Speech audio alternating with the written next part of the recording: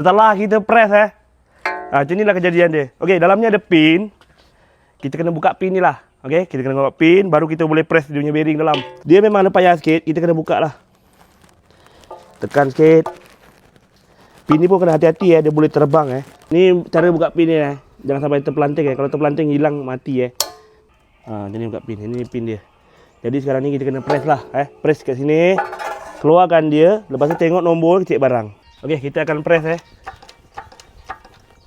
Oh, sangat ketat. Kalau bunyi ketak tu okey dah tu. Kita teruskan press sampai keluar dia punya bearing. Jangan kerja ni senang tu payah mahal, susah ni. Ni bearing dalamnya, kita dah press keluarkan tadi. Nombornya berada di sini. Kita tengok, kita kasih order. Okey, ni bearing baru Bearing baru. Harganya pun agak keras.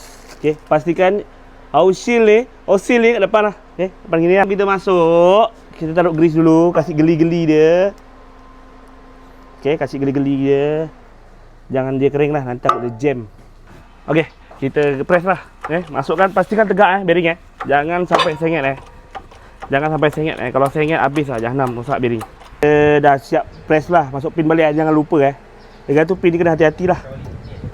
Kena hati-hati lah pin ni. Kita pasang balik knuckle ni Kasih lap sikit knuckle ni. Kasih lap sikit. Kasih grease sikit, macam biasalah, kasih grease sikit.